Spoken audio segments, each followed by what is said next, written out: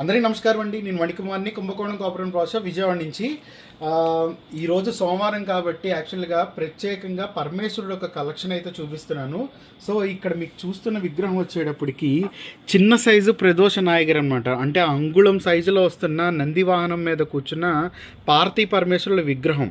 యాక్చువల్గా మనకి ప్రదోష కాలంలో పార్వతీ పరమేశ్వరులు ఈ భూమండలం మొత్తం అంటే ఆకాశం ప్రయాణంలో నంది వాహనం మీద ఇలా తిరుగుతారు. అలాగే నంది వాహన సేవలో ఉన్నారు, ముగ్గురు కూడా కలిసి ఉన్నారు కాబట్టి చక్కగా అభిషేకం చేసుకోవడానికి, అలాగే నిత్యాభిషేకానికి, అలాగే పూజ చేసుకోవడానికి అర్ధనాదీశ్వర స్తోత్రం డైలీ పఠించడానికి ప్రదోష వేళలో చాలా అనువైన విగ్రహం. అలాగే ఇది మనం క్యారీ కూడా చేయొచ్చు, ఎక్కడికైనా వెళ్ళాలంటే మనం బ్యాగ్లో కూడా పెట్టుకెళ్ళిపోవచ్చు అనమాట. ఇది అంగుష్లో వస్తుంది కరెక్ట్గా. తర్వాత ఇంకో సైజు వచ్చేటప్పటికి నంది వాహనం ప్రదోష నాయగర్ మకర తోరణంతో 5 అంగుళాల్లో వస్తున్న మూర్తులు అనమాట.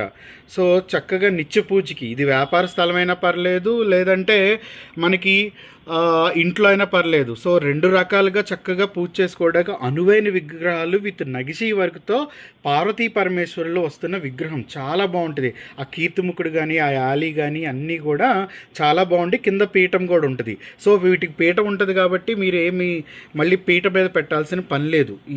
అలాగే ఇందులో మీకు 2 సైజెస్. తర్వాత ఇంకోటి ప్రత్యేకంగా మీకు చూపిస్తున్న గురు దక్షిణామూర్తి. సో దక్షిణామూర్తి ఒక విగ్రహం మీకు 2 అంగుళాల్లో చూపిస్తున్నాను.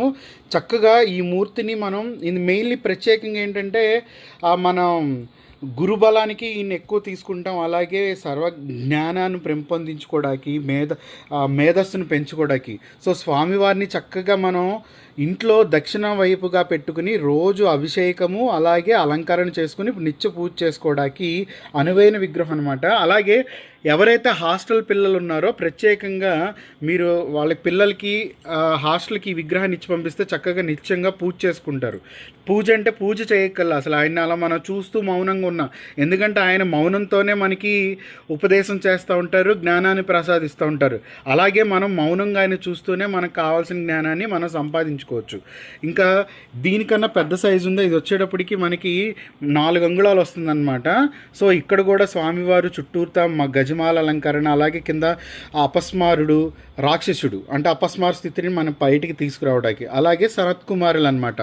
సో చాలా చాలా బాగుంటుంది. మండే స్పెషల్గా మీకు ఇటు దక్షిణామూర్తిని చూపిస్తున్నాను, అలాగే అటు పార్వతీ పరమేశ్వరుని చూపిస్తున్నాను. సో 2 రకాల కలెక్షన్స్ అనేది పంచలోహంలో లేటెస్ట్గా వచ్చిన మోడల్స్ అనమాట.